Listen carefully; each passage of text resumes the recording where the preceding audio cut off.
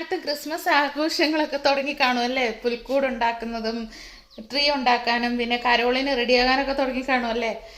നമ്മുടെ വീട്ടിലും അതൊക്കെ തുടങ്ങി കേട്ടോ. ഞാനിപ്പോൾ ഈ വീഡിയോ എടുക്കണമെന്ന് വിചാരിച്ചതല്ല, പക്ഷെ ഇവിടുത്തെ ഒരു കാഴ്ച കണ്ടിട്ട് എടുക്കണം എന്ന് തോന്നി. ഞാൻ കാണിച്ചു തരാവേ. കണ്ടോ, നട്ടുച്ച നട്ടപ്പൊരു വെയിൽ. നമ്മുടെ പുൽക്കൂടിൻ്റെ പണി ഇന്നലെ ചേട്ടായി ജോലിയും കഴിഞ്ഞ് വന്നപ്പം സ്റ്റാർട്ട് ചെയ്തിട്ടുണ്ടായിരുന്നു. അപ്പം ഇപ്പോൾ ഇവനെ ചോറുണ്ണാൻ വേണ്ടി വിളിക്കുക. കണ്ണു തുറക്കാൻ പറ്റുന്നില്ല, അത്ര വെയിലാണ്. ആ വെയിലത്ത് വന്നിരുന്ന് പുൽക്കൂടിനും തൊട്ട് തലോടി ഇരിക്കും ഒരാൾ. ഞാൻ ശരിക്കും കാണിച്ചു തരാം കേട്ടോ.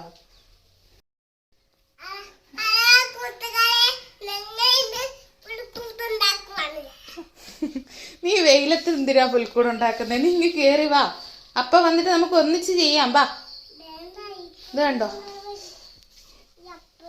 ഈ ഒരു ചെടി അല്ല ഒരു മരം നട്ടപ്പോൾ തന്നെ മനസ്സിൽ ഓർത്തത് ഒരേ ഒരു കാര്യം, ക്രിസ്മസ് ട്രീ ഉണ്ടാക്കണം.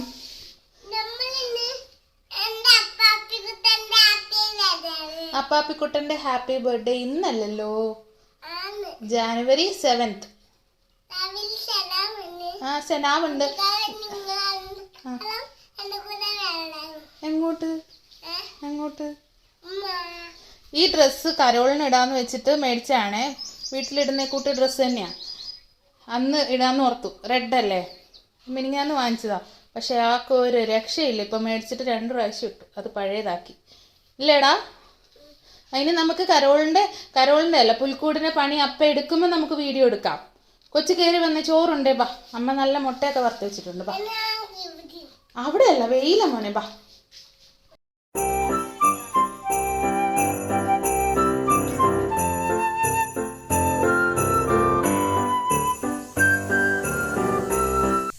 ഹായ് ഫ്രണ്ട്സ്, നമ്മുടെ ക്രിസ്മസ് ഒരുക്കങ്ങൾ കണ്ടാലോ? ഇത് നമ്മുടെ വീട്ടിൽ ഡിസംബർ 19-ാം തീയതിയാണ് ഞങ്ങളുടെ ഇടവക പള്ളിയിൽ നിന്ന് കരോള് വന്നത്. അതിന് മുന്നോടിയായിട്ട് ഞങ്ങൾ പുൽക്കൂടൊക്കെ റെഡിയാക്കി, ട്രീ റെഡിയാക്കി. പിന്നെ ഇതിനു മുമ്പ് ഞാൻ ക്രിസ്മസ് ട്രീത്തിൻ്റെ വീഡിയോ ഒക്കെ ഇട്ടിട്ടുണ്ടായിരുന്നില്ലേ, അതൊക്കെ ഈ സെയിം ഡേ തന്നെയാണ് കേട്ടോ. പിള്ളേർക്കൊക്കെ ഭയങ്കര സന്തോഷമല്ലേ ഇങ്ങനെയൊക്കെ കാണുമ്പോഴേ.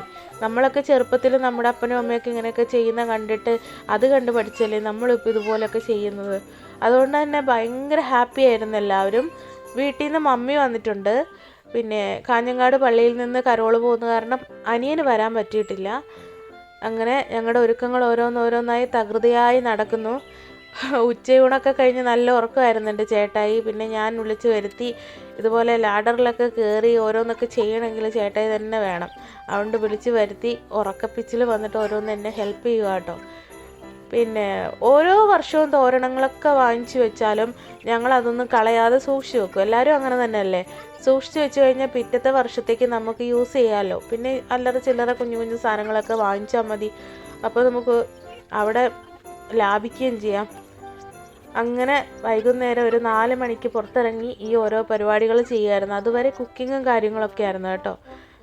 കരോളിൽ വരുന്നവർക്ക് ഒരു സ്നേഹവിരുന്നൊക്കെ ഞങ്ങൾ റെഡിയാക്കുന്നുണ്ട്. ഒത്തിരി ദൂരമുണ്ട് കേട്ടോ ഞങ്ങളുടെ ഇടവക പള്ളിയിലേക്ക്. അതുകൊണ്ട് തന്നെ അവർ ഒത്തിരി കഷ്ടപ്പെട്ടാണ് ഇങ്ങോട്ടേക്ക് വരുന്നത്. അങ്ങനെ രാത്രി ആയപ്പോഴാണ് അതിൻ്റെ ഒരു ഭംഗി.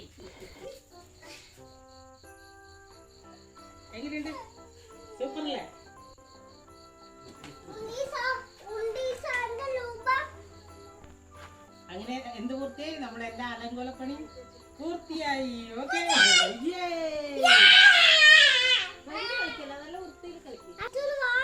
ആ എടുക്കാൻ പോയിട്ടുണ്ട്. ഇപ്പൊ കൊണ്ടുവരും. എടുക്കാൻ ആരും പോയില്ല.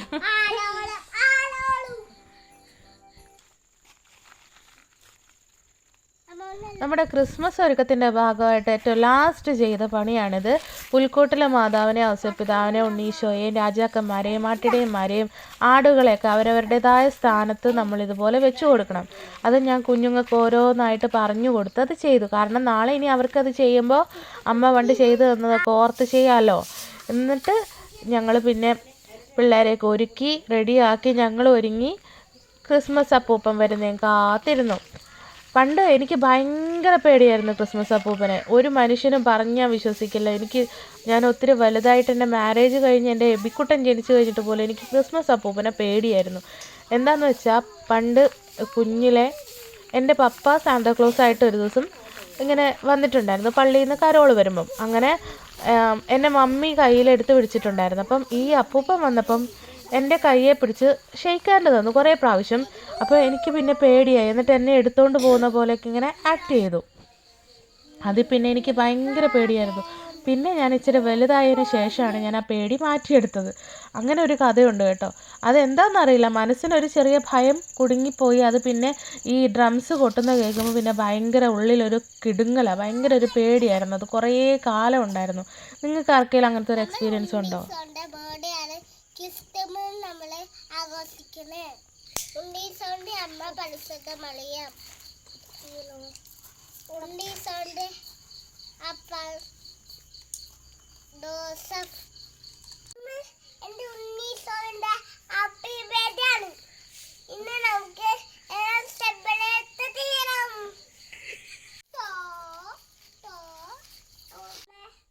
അത് ഉണ്ണീശോ. ക്രിസ്മസ് ആഘോഷമൊക്കെ കഴിഞ്ഞപ്പോഴത്തേക്ക് നല്ല പനി വന്നു കേട്ടോ. അതാണ് ഇങ്ങനെ ശോകമുഖമായി ഞാൻ സംസാരിക്കുന്നത്. ഇന്ന് ഇവിടെയാണ് നമ്മൾ ഉണ്ണീശോയെ കൊണ്ടുവന്ന് കിടത്താൻ വേണ്ടി ഒരുക്കിയിരിക്കുന്നത്. നമ്മുടെ രൂപക്കൂട് ഒരുക്കിയതിൻ്റെ വീഡിയോ ഒക്കെ കണ്ടു കാണുമല്ലോ അല്ലേ? അപ്പോൾ ഉണ്ണീശോയ്ക്കായി സെപ്പറേറ്റ് ഒരു ടേബിൾ എടുത്തിട്ട് നന്നായി ഒരുക്കി, നല്ല കുഞ്ഞ് ടർക്കിയൊക്കെ വിരിച്ച് നല്ല സുന്ദരക്കുട്ടനായി ഒരുക്കി വെച്ചിട്ടുണ്ട് സ്ഥലം.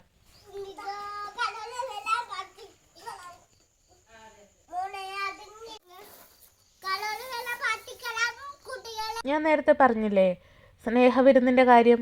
ദേ കള്ളപ്പവും അതുപോലെ ബ്രെഡും പിന്നെ ചായ, പിന്നെ ചിക്കൻ കറിയും ഗ്രീൻ പീസും ആണ് റെഡിയാക്കിയത്. നോയമ്പുള്ളവർക്ക് ഗ്രീൻ പീസ് കഴിക്കാമല്ലോ, അങ്ങനെ രണ്ടും ഞങ്ങൾ കരുതിയിട്ടുണ്ടായിരുന്നു.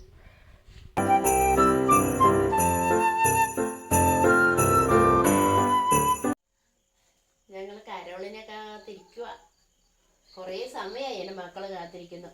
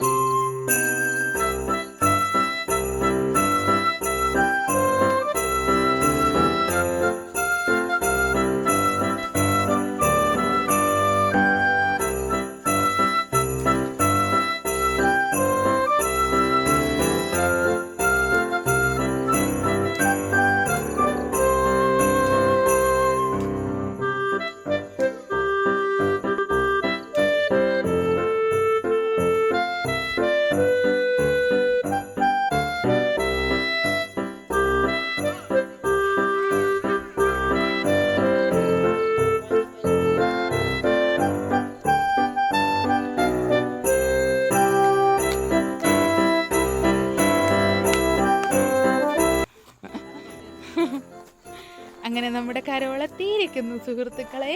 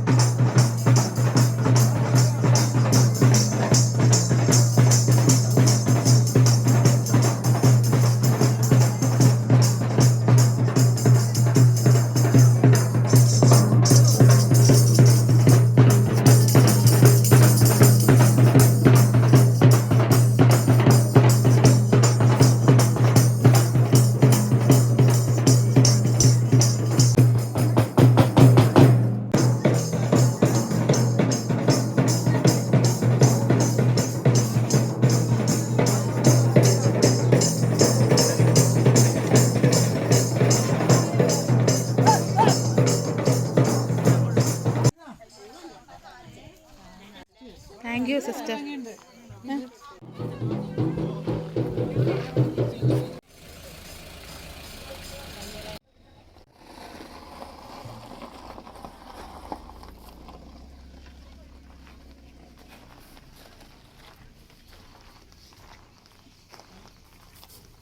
എബിക്കുട്ട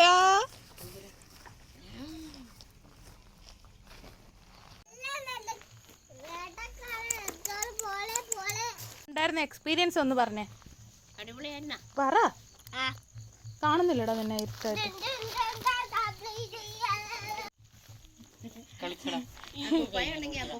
അപ്പൂപ്പനും അച്ഛനും പോയതിൽ സങ്കടപ്പെട്ടിരിക്കുന്നു ലേ നോബി. കിളി പോയ കിളി പോയവനെ